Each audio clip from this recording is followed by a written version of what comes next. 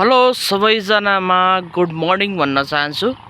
मैले देखाइरहेको ठाउँ काठमाडौँ उपत्यका अन्तर्गतको यो परको ठाउँ, यता परको ठाउँ चाहिँ ठ्याक्कै यो पर देखिएको ठाउँ गोकर्णेश्वर नगरपालिका अन्तर्गत गोकर्ण एरिया हो। यो बाटो यताबाट यता देखिन्छ।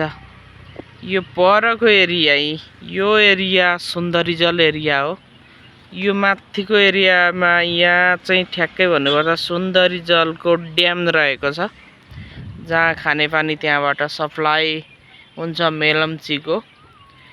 अहिले म यो फुटेज तपाईहरुलाई देखाइरहेको छु भद्रवास भन्ने ठाउँबाट, जुन सुन्दरीजल पर देखिन्छ भने यो ठाउँ भद्रवास हो। मैले देखिरहेको ठाउँमा प्रशस्त मात्रामा यति सुन्दर छ, यति हरियाली छ। यो बिच्च-बिच्चको ठाउँमा यहाँ देखिन्छ, यो बिच्च-बिच्चको ठाउँमा धान खेतीहरू प्रशस्त लगाइएको छ भने टनेल मार्फत सब्जी खेतीहरू यतापट्टिदेखि लिएर माथिदेखि लिएर सबैतिर सब्जी खेतीहरू पनि अधिक मात्रामा, धेरै मात्रामा लगाइएको मैले सरसर्ती देखिरहेको छु। यो पारीको गाउँ सायद काठमाडौँ पर्ला या उतापट्टि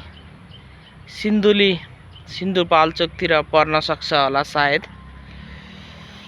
यति सुन्दर दृश्य छ, तपाईहरुलाई पनि पक्कै पनि लोभ लाग्यो होला। म देखाइरहेको छु तपाईहरुलाई। यो एउटा टनेल भन्दा पनि अर्को एउटा झुप्राहरू छ, त्यो पक्कै च्याउ खेती हुन सक्छ। म थोरै जुम गरेर तपाईहरुलाई देखाउँछु। यो च्याउ खेती हुन सक्छ भने यिनीहरू सबै टमाटर खेती, पोडी खेती, अहिलेको सिजनमा सागहरू लगाइएको हुन सक्छ। अनि यतापट्टि मकै खेतीहरू निकै छ, हरिया मकै पनि प्रशस्त बिक्छ। हरिया मकै पकाइरहनु पर्दैन, हरिया मकै पनि बेचेर राम्रो आम्दानी गर्न सकिन्छ यो ठाउँमा। यो ठाउँ बस्नका लागि निकै उचित मैले ठानेको छु। धेरै राम्रो छ यो गोकर्णेश्वरको गोकर्ण एरिया। यहीँ पर छ मन्दिर, गोकर्ण मन्दिर भनेको यतैपट्टि छ। गोकर्ण मन्दिरदेखि अलिकति गाडीमा 4-5 किलोमिटर, 3-4 किलोमिटर होला सायद सुन्दरीजल एरिया। यो एरियामा अब अहिले त अलिकति पातलो बस्ती जस्तो देखिएको छ यो बीच भागमा, रही पनि बस्तीहरू भरिने क्रममा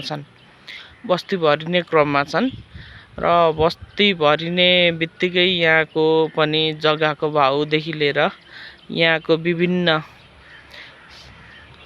मूल्याङ्कनहरू बढ्ने जस्तो देखिएको छ। अब यहाँ तलपट्टि देखिन्छ यो जग्गा पनि खाली छ। यतापट्टि बाटो छ, यी सवारी साधन कुद्ने बाटो प्राय धेरै ठाउँ कालोपत्रे गरिएको रहेछ, कति ठाउँ कालोपत्रे हुन बाँकी छ। रही पनि महानगरपालिकाको छेउ यो गोकर्णेश्वर नगरपालिका अन्तर्गत पर्ने भएकाले पनि यो ठाउँलाई विकासले राम्रै गति लिएको देखिएको छ। र यहाँ जति पनि कृषि उत्पादनहरू हुने गर्दछ, जो उक्त कृषि उत्पादनहरूको लागि बजारको कुनै समस्या रहेको छैन। मैले देखाएँ यति सरल ठाउँ, यति सुन्दर ठाउँ, यति हरियाली ठाउँ, यो सबै परको एरिया वन जङ्गल हो भने मैले एउटा कुरो तपाईहरुलाई छुटाइरहेको छु। यो परको ठाउँ चाहिँ तारेभिर हो। तारेभिर एउटा पर्यटकीय क्षेत्र हो, आन्तरिक तथा बाह्य पर्यटकीय क्षेत्र हो। यहाँ दैनिक आन्तरिक तथा बाह्य पर्यटकहरू घुम्न जाने एउटा गन्तव्यको स्थान पनि हो। अरू मैले यति जानकारी दिएँ तपाईहरुलाई। विशेष गरी यो भद्रवास क्षेत्रबाट मैले यो फुटेज लिइरहेको छु।